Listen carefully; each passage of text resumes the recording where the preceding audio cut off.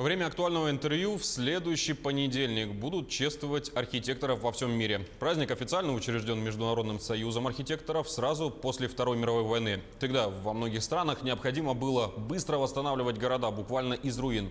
Сейчас в мирное время на повестке стоит улучшение качества городской среды. Сегодня, в канун праздника, в столице региона пройдет семинар на эту тему. Какие задачи решает сообщество региональных архитекторов, поговорим с руководителем управления архитектуры и градостроительства при главе и главным архитектором Якутии Ириной Алексеевой. Ирина Дмитриевна, здравствуйте.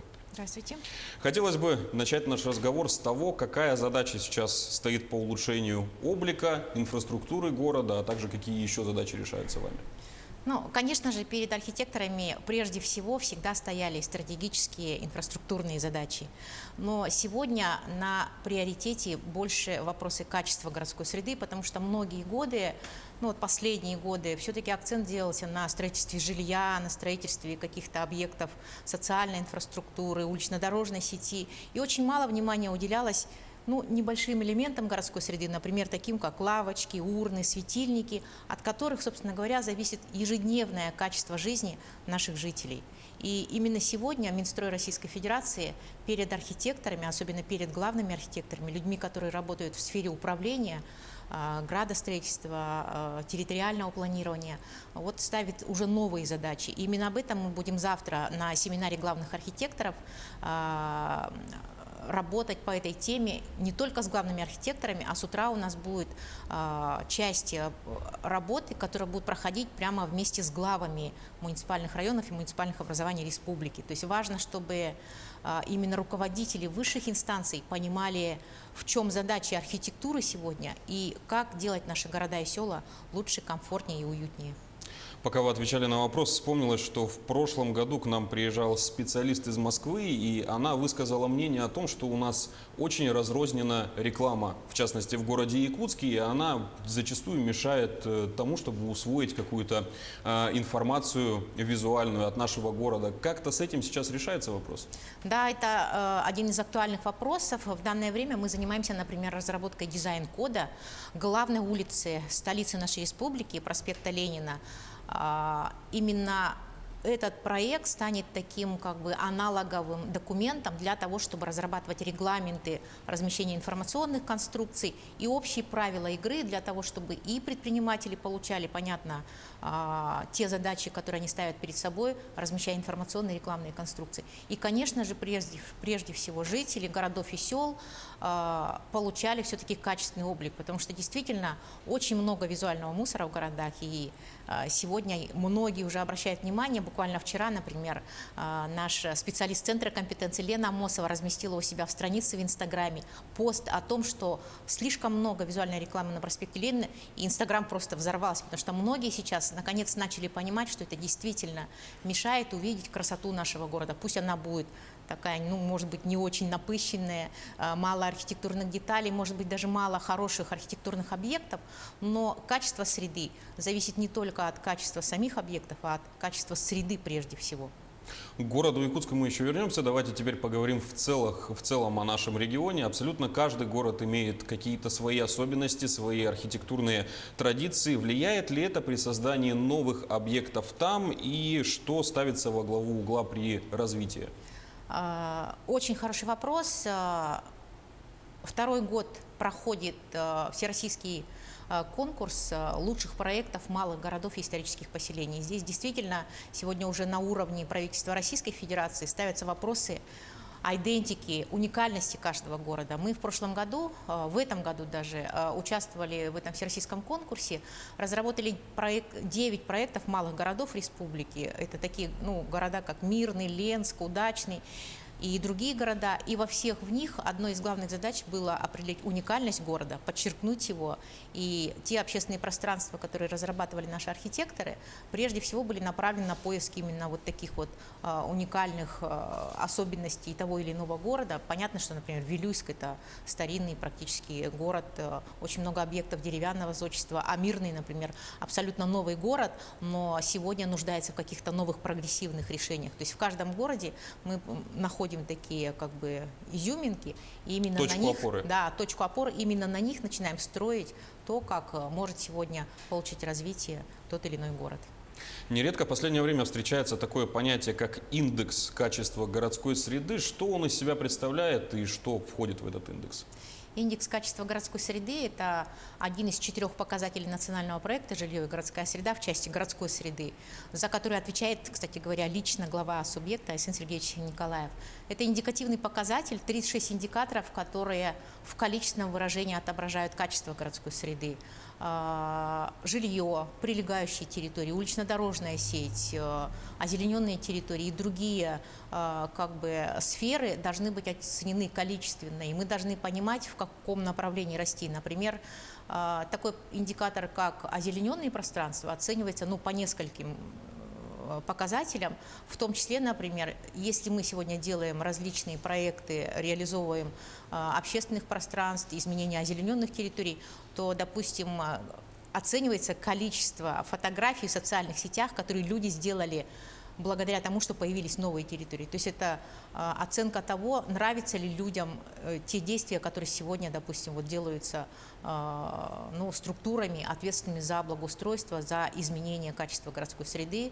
Или, например, серьезный показатель ввод жилья или количество снесенного ветхого аварийного жилья. Это те показатели, которые как раз определяют индекс качества. То есть, получается, вот эти 36 маркеров, и они еще разделяются на подвиды, чтобы было... Нет, 36 маркеров это уже как бы конечные количественные показатели, а 6 направлений, как я уже сказала, по ним оценивается. По жилью несколько индикаторов, по улично-дорожной сети, например, обеспечение безопасными качественными дорогами, уменьшение количества дорожно-транспортных происшествий и другие индикаторы. Тут 36 индикаторов – это очень четко определенная методика расчета, которая Минстроем России утверждена, и мы сегодня по ним уже начинаем работать и обеспечивать повышение каждого индикатора. Вы, рассказывая про эти индикаторы, затронули вопрос озеленения. Расскажите, какие у нас в регионе города самые зеленые на данный момент?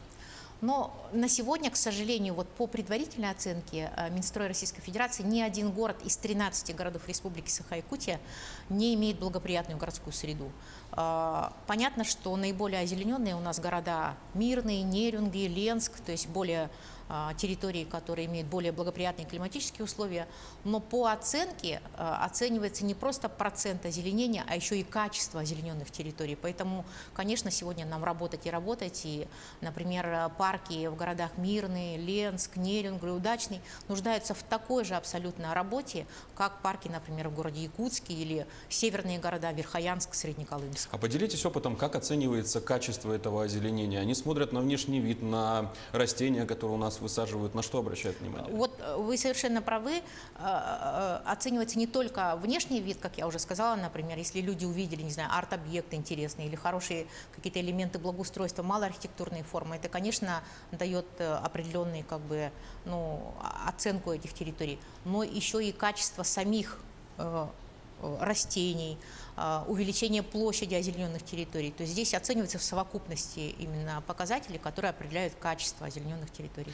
Ирина Дмитриевна, вернемся к городу Якутску. 25 сентября у нас определился победитель по созданию концепции площади Ленина, и представленный консорциумом Туймада проект вызвал, мягко говоря, неоднозначную реакцию у жителей города Якутска. Будет ли этот проект как-то дорабатываться перед тем, как его начнут реализовывать, с учетом мнения горожан? Но действительно, 25 октября у нас стартовали мероприятия, приуроченные к Всемирному дню архитектуры. Именно с этого серьезного финального заседания жюри по конкурсу реконструкции площади Ленина. И в рамках этого заседания мы еще, кстати, открыли выставку, очень интересную, интерактивную выставку, мультимедийную, в которой современная архитектура, электронная музыка, анимация представили совершенно в другом формате архитектурные проекты. Музей «Россия. Моя история», Музей правильно? «Россия. Моя история», да.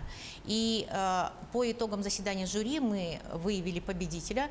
Это консорциум Туймада, действительно, в котором одна из ведущих российских компаний ТПО «Резерв», Владимир Ионович Плоткин, заслуженный архитектор России, главный архитектор этого института, в консорциуме с нашими известными уже ведущими проектными компаниями, это ЛСТК-проект и Якут-проект, то есть наиболее опытные наши коллеги, стали победителями этого конкурса.